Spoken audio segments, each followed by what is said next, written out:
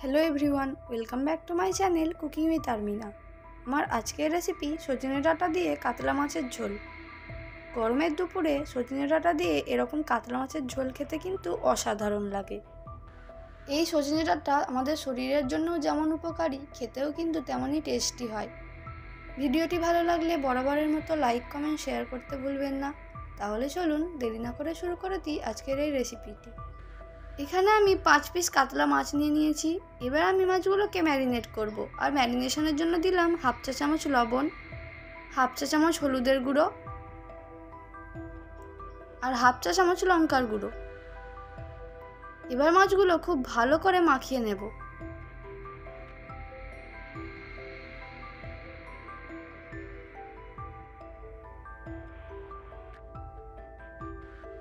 মাছগুলো খুব ভালোভাবে মাখানো হয়ে গেছে। এবার এটা 15 থেকে 20 মিনিটের জন্য রেখে দেব।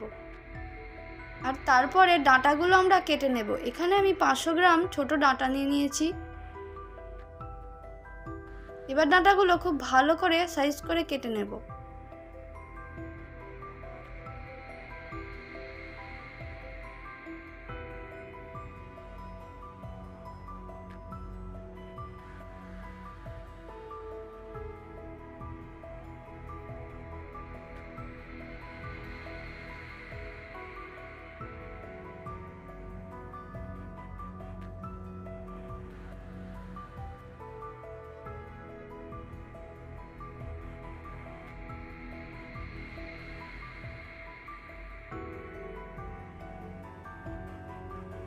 এবার একটা কড়াইতে বেশ কিছুটা পরিমাণে সরষের তেল গরম করে নেব।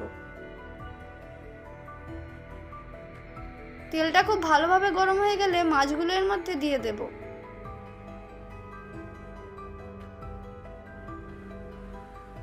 মাছগুলোর এক দিকটা ভাজা হয়ে গেছে, এবার উল্টে অপর দিকটাও ভেজে নেব।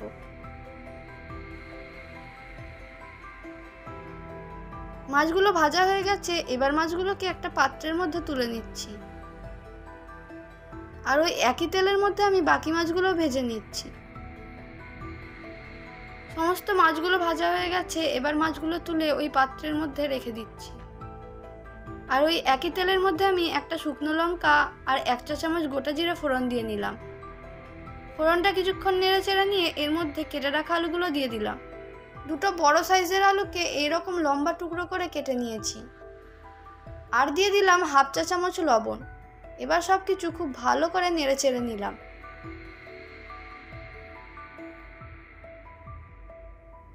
গ্যাসের ফ্লেমটাকে মিডিয়ামে দিয়ে ঢাকা দিয়ে খুব ভালো করে আলুগুলো ভেজে নিতে হবে।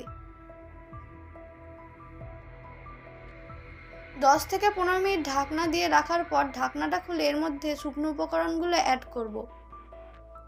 দিলাম 1 চা চামচ আদা বাটা, 1 চা চামচ ধনের গুঁড়ো, 1 চা চামচ জিরের গুঁড়ো, 1 চা চামচ হলুদের গুঁড়ো আর 1 চা চামচ লঙ্কার গুঁড়ো।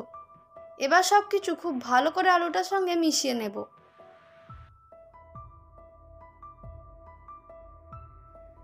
আলুটার সঙ্গে মশলাটা বেশ কিছুক্ষণ কষিয়ে নেওয়ার পর এর মধ্যে দুটো মিডিয়াম সাইজের টমেটো স্লাইস করে কেটে রেখেছিলাম, সেটা দিয়ে দিলাম। আর দিয়ে দিলাম ধুয়ে রাখা সজনে ডাঁটাগুলো। আবারও সব কিছু খুব ভালো করে বেশ কিছুক্ষণ সময় ধরে কষিয়ে নেব।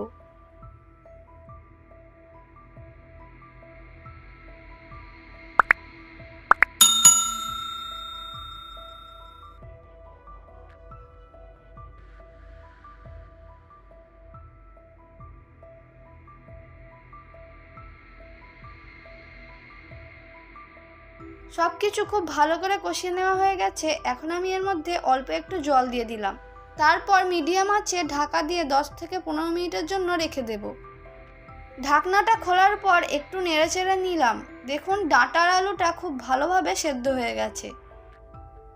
আর টমেটোগুলো এইভাবে একটু গলিয়ে দেব।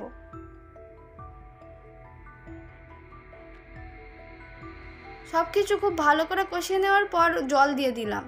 এখানে আমি জলটা একটু বেশি ব্যবহার করছি। আপনারা যদি ঝোল খেতে পছন্দ না করেন তাহলে কিন্তু জলের পরিমাণটা কমও রাখতে পারেন।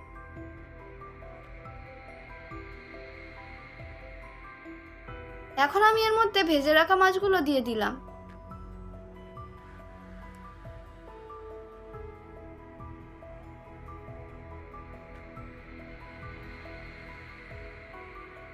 সব শেষে দিয়ে দিলাম অল্প একটু ধনেপাতা কুচি। তারপর আবারও সব কিছু একটু মিশিয়ে নিয়ে গ্যাসের ফ্লেমটাকে হাইয়ে দিয়ে খুব ভালো করে তরকারিটা ফুটিয়ে নিতে হবে। দেখুন তরকারিটা খুব ভালোভাবে ফুটে গেছে আর আমাদের মাছের ঝোল কিন্তু একদম রেডি। এবার এটা গরম গরম ভাতের সঙ্গে পরিবেশন করার পালা। তাহলে দেখলেন তো আমার আজকের এই রেসিপিটা কতটা সোজা, আর এটা খেতেও কিন্তু খুবই সুস্বাদু আর শরীরের পক্ষেও কিন্তু খুব ভালো।